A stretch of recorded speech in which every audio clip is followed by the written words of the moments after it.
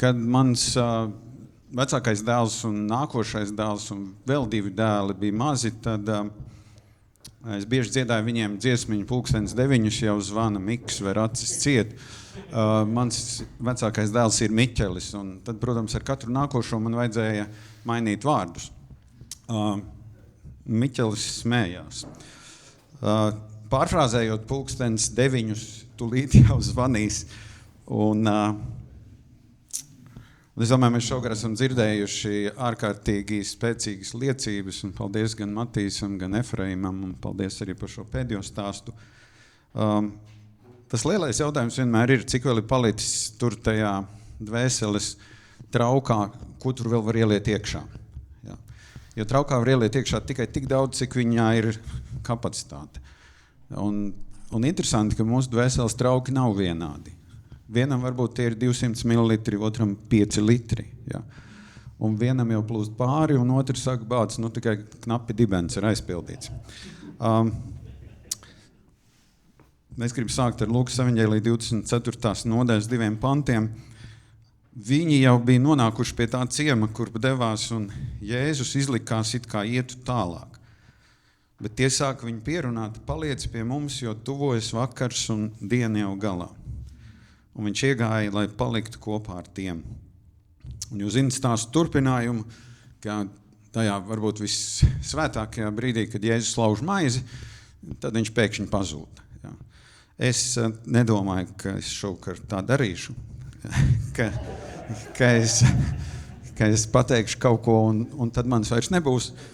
Bet šovakar tā tēma ir. Tā tēma tie, kas no jums ir, cik no jums ir ogrē, cik no jums bija ogrē, tad, kad es runāju par šo tēmu? Vai kāds ir no tiem, jā, viens Efraims, jā, un Dāvids, jā. Man šausmīgi nepatīk atkārtoties, un tāpēc es mēģināšu šovakar mazliet citādāk uz to paskatīties. Šajā nedēļā es dzirdēju šādu teikumu par sevi. Varbūt tas, ka tavs tētis, ka tu biji mazs, tevi neiesaistīja mašīnas remontēšanas jautājumos, nobloķēja tavu karjeru, ka tu būtu varējis kļūt par automehāniķi. Bet Dievam ir bijis labs prāts, ka tu esi kļūst par mācītāju. Un ko es ar to gribu teikt? Es gribu teikt, ka nevis šīs 2 pozīcijas, automehāniķis vai mācītājs, ir tā kā pretī vienotrai. Bet bieži vien tas, ko Dievs izdara, viņš izmanto arī ļoti, ļoti cilvēcīgi nelabvēlīgas situācijas mūsu dzīvē, lai piepildītu savu gribu. Un daudz, ko mēs redzam tikai no laika distances. Es domāju, ka mums ir jāiziet cauri, un es nezinu, kādas ir jūsu attiecības ar tēvu. Pirmkārt, es nezinu, skatoties uz dažiem, jums liekas, ka tēvs jau ir tā kā mūžībā, pēc gadiem, tā vizuāli uz jums skatoties. Kādiem no jums droši vien tēvs ir dzīvs un kādiem no jums ir tāds varbūt sasalums attiecībās ar tēvu, jo tur nekā tāda īpaša nav, ko runāt. Tēvs ir tāds klusētājs, varbūt, stundā 2 teikumus pasaka un varbūt pat ir garlaicīgi. Un tad mēs skatāmies Bībelē, un es nezinu, ļoti pesimistiski. Es skatījos Bībelē, kādas ir Bībeles tēvu attiecības ar saviem dēliem. Un, ziniet, man bija grūti atrast kaut ko pozitīvu. Mēs neko nezinām, kādas bija attiecības Ādamam ar Kainu. Bet jūs tikai varat iedomāties, ka tur nebija nekāda medusmaize. Kāpēc tam, kad Ābels bija nogalināts, tas bija neiespējami, kad Ādams viņu apskautu, un mēs lasām, Kains vispār aiziet citur dzīvot, uz tālu zemi. Tad mēs redzam, ka Noā ir pavisam sarežģīts attiecības ar vienu no saviem 3 dēliem, ar Hamu, kurš nezinām iemeslu dēļ ieklīs savu tēvu guļamistabā, un kurš patiesībā kura pēcteči dabū nenormālu lāstu. Ābrahams un Īzāks, ļoti kaut kāds paralēls. Izskatās, ka pēc tam, kad Ābrahams ir gribējis savu dēlu upurēt, un tas vairs nav zīdainis, tas vairs nav 5-gadnieks, tas ir jau čalis. Ja? Mēs šodien teikt pusaudzes. Ko tas atstāja, kādas pēdas Īzaka dzīvē? Ka viņa paša tēvs viņu bija gatavs ticības vārdā nogalināt. Īzākam arī neiet viegli. Īzāk attiecības ar Jēkabu un Ēsavu ir arī sarežģītas. Viņš mīl Ēsavu, bet viņš Jēkabu tā īsti nemīl. Mēs teiktu šodien Jēkabs tāds memītis. Un tad pats Jēkabs, viņam ir 12 dēli, bet mīlestība pietiek tikai vienam, Jāzepam. Mīlestība, es nezinu, kādās ģimenēs jūs esat auguši, bet mūsu ģimenē, kur es augu, nebija tā, ka es biju 11. vai 16. kā Efraims, bet mēs esam tikai 2. Man ir māsa 3 gadus jaunāka, un būtībā visa mīlestība, kas tēvam bija, cik nu viņa bija, viņa aizgāja manai māsai.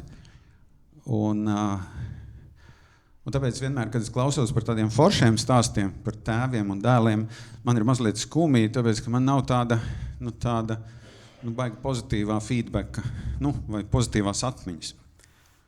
Bet vecā derība noslēdzas ar šādiem vārdiem.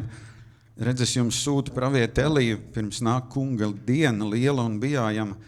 Viņš vērsīs tēvu sirdis pie dēliem un dēlu sirdis pie tēviem, lai es nenāku un nesitu zemi ar nīcības lāstu.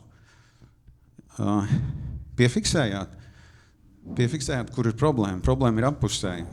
Problēma ir tēviem ar dēliem un problēma ir dēliem ar tēviem. Un tur ir jānotiek kaut kam labam, lai mēs tiktu dziedināti, lai mūsu draudzes tiktu dziedināts, lai sabiedrība tiktu dziedināta.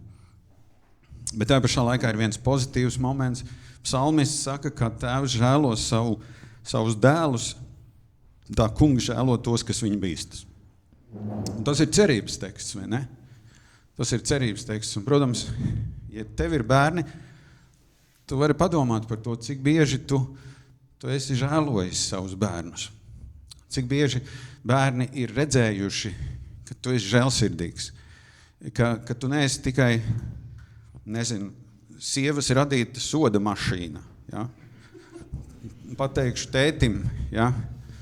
tētim, tad tu dabūsi. Ja? Un tad atnāk tētis mājās, un viņam jau ir pielikta tā birka, ja? Sodītājs. Ja? Un tad jūs varat iedomāties, ka ne visi vīrieši šo birku pieņem, un tad tu ar tādu samocītu seju, tad tu mēģini disciplinēt, ja? Un saka, varbūt nevajag, ja? Man liekas, ka mamma pārspīlē. Sarunāsim, ka tu uzvedies daudz maz jēdzīgi, lai šitais te nav, ja? Un varbūt izklausās pazīstam, varbūt neizklausās pazīstam. Es zinu, ka es arī ilgu laiku biju ļoti mīļš tētis saviem bērniem, jo es parasti viņus redzēju tikai vakarā, un Kristīnai bija jādzīvo ar viņiem pārējās 18 stundas. Un tad vienreiz man sieva neizturēja, viņa saka, kad tu sāksi, tā kā tēvs rīkoties, ka tev vajadzētu ar tiem bērniem, un tad es sāku, un dažas nedēļas vēlāk man sieva teica, es tā nebiju to tā domājusi. Jā. Viņa saka, tu tur kaut kādus 10 gadus esi mīļais tētis, un tagad visu, kas tev ir sakrājies, un es tiešām īsti nezināju, ko darīt, kurā brīdī vajadzētu disciplinēt, kurā brīdī nevajadzētu disciplinēt. Jebkurā gadījumā tas, kādi mēs esam pret saviem bērniem, ir kaut kādā ziņā atspulgs no tā, kāds ir tēvs mums bijis. Vai mums tas patīk vai nepatīk. Un pat tad, ja mēs gribam paņemt pilnīgi pretēju virzienu kā tēvs, tik un tā mēs nevaram no tā aizmukt. Kaut kas no tā tēva ir katrā no mums. Un tad tā ir tā problēma, ka ja tas tēvs ir bijis ļoti valdonīgs, tad mēs tā kā aizjam uz otru pusi, mēs būsim tie mīļie tēti, kas patiesībā, tā kā pulksteņa pendele, ja, mums pašiem nepatika tā stingrība, un mēs tad aiziesim uz tādu vieglāku variantu. Ziniet, nākošajā paudzē mūsu bērniem tā pendele aizies atkal uz otru pusi, jo viņi būs noguruši no tās brīvības, ko mēs savā it kā mīlestībā esam viņiem devuši. Un varbūt, ka tā ir neizbēgamība, varbūt, ka ar to ir jāsamierinās. Es nezinu. Bet, ja tu padomā tagad par savu dzimtu, no kuras tu nāc, Ne tikai tēva kontekstā, bet mēģina patīt filmu atpakaļ, 2-3 paudzes. Ja? Par to, kādi vīrieši tavā dzimtā ir bijuši. Cik ilgi viņi ir dzīvojuši. Cik viņi ir bijuši ticīgi vai neticīgi. Kāds ir bijis viņu dzīves ilgums, ar kādām slimībām viņi ir. Jūs teiksiet, man tas neinteresē. Īstenībā tu esi daļa no tās lielās dzimtes, kur tu esi, kur ir vīrs pēc vīra, tavs tēvs, tavs vectēvs, tavs vecvectēvs, pat tad, ja tu neko par viņiem nezini. Un kaut kādā ziņā tas ir jautājums par to, vai tavai un manai dzimtai ir vajadzīga dziedināšana. Un es esmu pilnīgi pārliecināts, es neesmu vēl tādu dzimtu redzējis, kur nevajadzētu dziedināšanu. Kur cilvēki saka, es nāku no perfektas ģimenes. Man liekas, Efraim, tu ļoti labi ieskicēji. Ārēji skatoties, jā, tā bija perfekta ģimene. Ja? Tur nevarēja piesieties. Ja? Kaut gan, ziniet, par perfektu ģimeni mēs bieži vien spriežam pēc svētdienas dievkalpojuma apmeklējuma. Vai ne? Es dažreiz esmu ticies ar cilvēkiem, viņi saka, jā, bet paskaties, tas cilvēks ir tik ticīgs. Es saku, tu esi kādu nedēļu padzīvojis viņa mājā? Ja, tu zini, kāds viņš ir, kad viņš atnāk no darba. Ja? Nē, es neesmu, bet nevarētu taču tā būt, ka baznīcā tik garīgs un mājās tik agresīvs. Es saku, var gan. Un man liekas, mēs katrs pazīstam tos mirkļus, par kuriem mēs īstenībā vēlāk, mēs skumstam. Vēlāk ir tas brīdis, kad ir jālūdz piedošana. Kad tajā skarbumā mēs pat neesam dzirdējuši, ko sieva saka vai ko bērni saka. Kāds ir tas iespējas no tavas dzimtas? Es atceros, man bija bail no savu tēvu. Un tas bija ļoti interesanti, ka tagad viņam ir 81, man ir 60. Tagad, kad mēs par to runājam, tad viņš saka, Bāc, nekas jau nebija manī tāds, ka tev būtu no manis jābaidās. Ja? Un ko tad man vajadzētu pārrakstīt savas atmiņas? Ja? Man vajadzētu pārrakstīt savas atmiņas, es viņas nevaru pārrakstīt, viņas tur ir. Ja? Bet bieži vien kaut kur ar šīm atmiņām mums ir jāatrod miers Dievu priekšā. Jūs teiksiet, viss ir aizmirsts. Ar to atmiņu ir tā, kā ir. Jūs zināt, ka jo vecāki mēs kļūstam, jo mēs vairāk atceramies bērnību. Tas ir tāds nerakstīts likums. Jā. Tad, kad jums būs sirmas galvas 80 un plus, tad jūs stāstīsiet par bērnību, par Ziemassvētkiem un par nesaņemtām dāvanām, kuras gribējāt, bet kaut kādu iemeslu dēļ nedabujāt. Bet kādas ir tavas attiecības ar tavas dzimtas vīriešiem? Jo, kad mēs sākam sekot Kristum, tad mēs it kā uz brīdi izkāpjam no savas dzimtas, jo pat tad, ja mūsu dzimta nav kristīga, mēs kļūstam par tādiem kā pionieriem, ka mēs tagad kaut ko jaunu ienesīsim. Un tādā ekstrēmā situācijā ir tā, ka cilvēki dažreiz nogriež attiecības ar saviem vecākiem. Ja tev ir bērni, tad tas ir bērniem par sliktu, ka viņi nekad neredz savu vectēvu un vecmāmiņu, omi un opi. Ja. Jo īstenībā mūsu bērniem, mīļie draugi, nav jācieš mūsu neatrisinātā konflikta ar tēvu dēļ. Viņi nav to pelnījuši. Bet mēs bieži vien vairāk domājam par tām sāpēm, kas ir mums, un tāpēc mēs norobežojamies. Tāpēc mums ir tā sajūta, man būs vieglāk, ja es nebraukšu.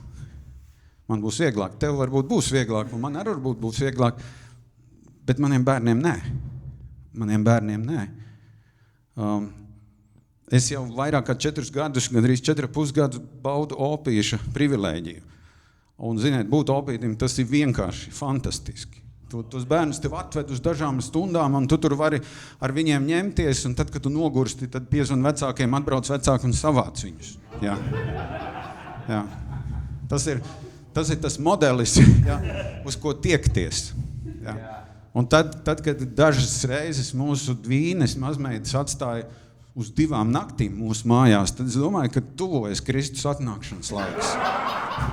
Jo tā sajūta bija tāda, vēl bišķi, un es iešu prom no mājas. Tāpēc, ka viņas prasa konstantu uzmanību. Opi palasi, opi paspēlējies, ja? Opim tad telefons jāskatās, opim futbols jāskatās, ja? Tās bija 2 visgrūtākās dienas manā dzīvē. Ja? Mana sieva teica, tas jau nebija nekas. Ja tu būtu viens atstāts ar tām mazmeitām, tad redzētu, kas no tevis paliktu otrās dienas vakarā. Ja? Tā pašā laikā es gribētu biežāk ar savām mazmeitām, bet tādās mazās devās. Vai man izdosies sarunāt ar savu dēlu un vedekli, ja? Saka, ziniet, es noteikšu, cik es varu izturēt, un tad, jā. Un mēs jau pārliecām uz to, par to, kādas ir tavas attiecības ar taviem bērniem un īpaši ar dēliem. Vai tu turpini savu dzimtas rakstu, vai tu dari kaut ko citādāku? Varbūt tas dzimtas raksts ir bijis ļoti pozitīvs. Es esmu mēģinājis šo rakstu laust, bet ziniet, kas man traucēja šo rakstu laust, tā bija baznīca. Tāpēc, ka kā mācītājs es pirmos, varbūt 10 kalpošanas gadus, varbūt pat 15, es vairāk dzīvoju pa baznīcu. Un es atceros viens no maniem dēliem, nezinu, kurš trešais, man liekas, jaunākais. Kad es ar viņu mēģinu runāt par Dievu, viņš saka, zini, tēt, par Dievu runā baznīcā. Mājās es gribu, lai tu esi normāls cilvēks. Ja? Un man, protams, ir tā izjūta, kam vajadzētu kādu vakaru lūkšanu vadīt, vai vajadzētu tā stiprināt man dēlu. Es domāju, man dēli viņi redz to, kāds es esmu, kad es atnāku mājās. Es zinu, ka daudzas mācītājas sievas nevar klausīties savu vīras prediķus.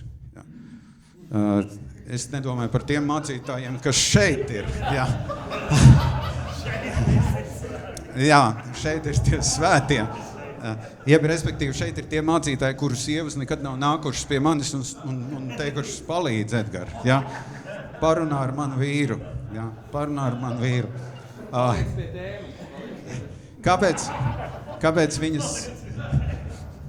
viņas nevar klausīties? Tāpēc, ka tās kontrasts ar to, kāds tas viņas vīrs ir baznīcā un kādu uzmanību viņš parāda draudzes loceklēm, ir milzīgs iepratī tam, kādu uzmanību viņš parāda savai sievai.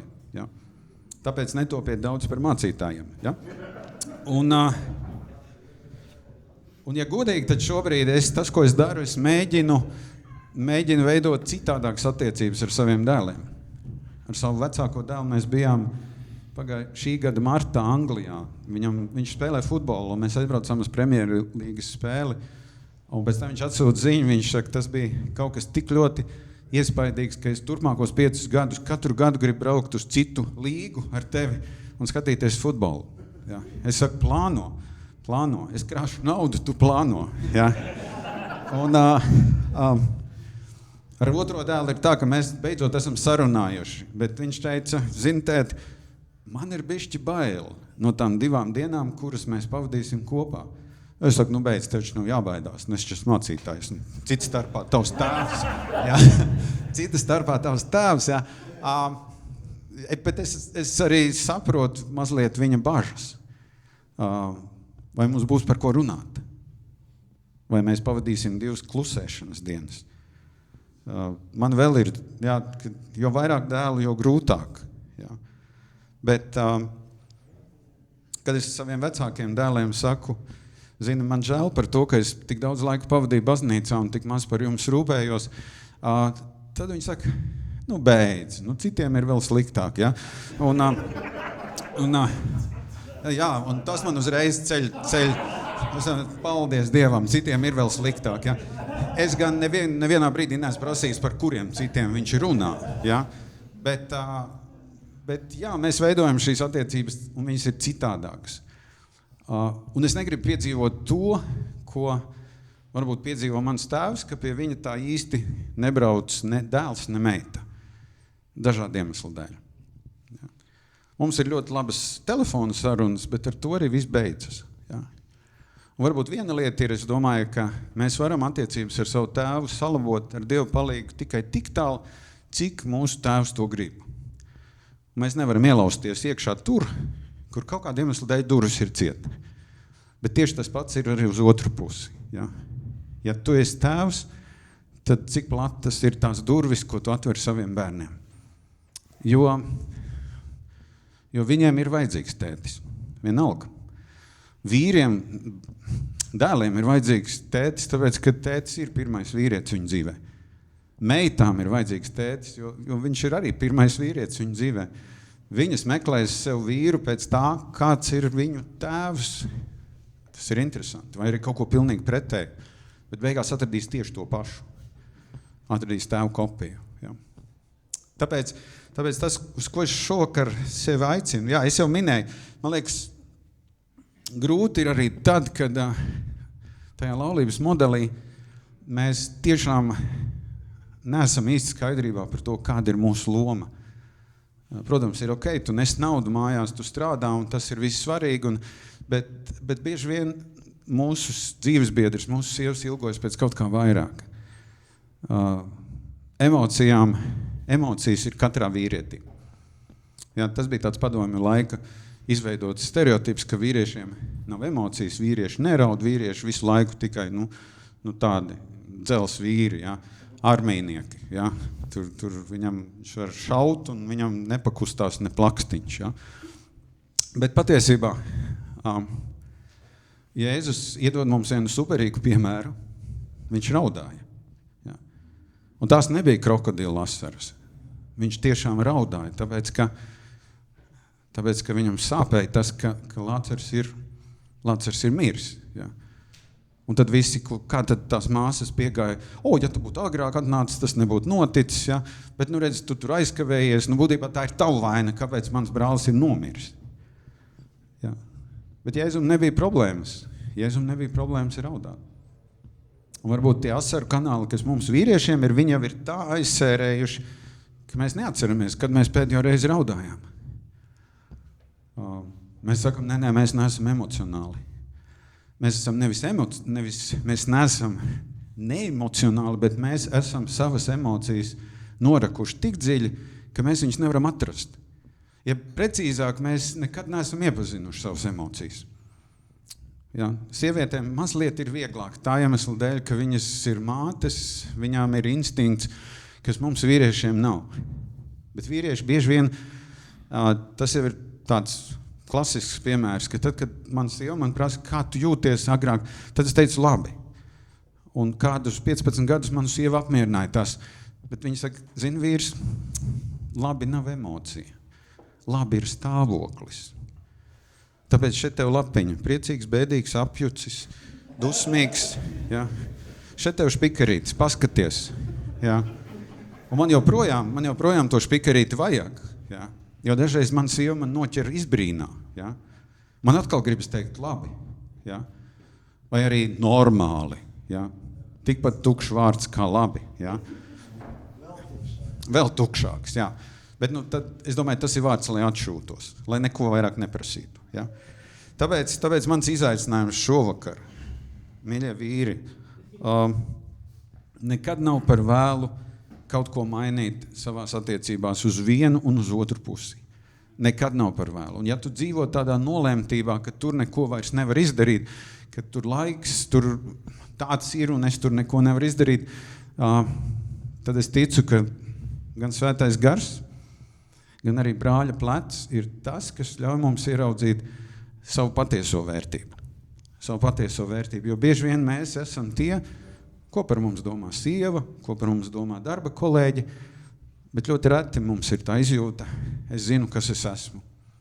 Es zinu, kas es esmu Dieva acīs, es zinu, kas es esmu sievas acīs, un es zinu, kas es esmu savu bērnu acīs. Tāpēc, lai Dievs dod, mīļie draugi, ka mēs no tās nolemtības, ja kāds tajā nolemtībā ir, ka mēs kaut kā raujamies ārā. Un ja tu neesi nolemtībā, tad slavē Dievu par to, ka tev ir superīgas attiecības ar bērniem, superīgas attiecības ar sievu. Es gribētu teikt, ka es tevi apskaužu, bet tas nebūtu godīgi. Mums katram ir savs dzīves ceļš, katram ir savs dzīves stāsts. Un jūs zinat šo klasisko teikumu, ka Dievs raksta taisni uz līkām līnijām. Tās līnijas varbūt, kā mēs redzam savu dzīvi, bieži vien ir diezgan tādas, nevis kā nošu līnijas, ja, bet tādas kā veca cilvēka rokraksts. Bet Dievam ir iespēja līnijas iztaisnot. Vismaz tik tālu, ka mēs piedzīvojam dziedināšanu. Un jā, ja mans tēvs man pārmeta to, ka es 4 gadu vecumā neizrādīju interesi par auto lietām, tad šodien es sapratu, ka man to nevajadzēja. Jo Dievs bija paredzējis kaut ko citu. Paldies, brāļam!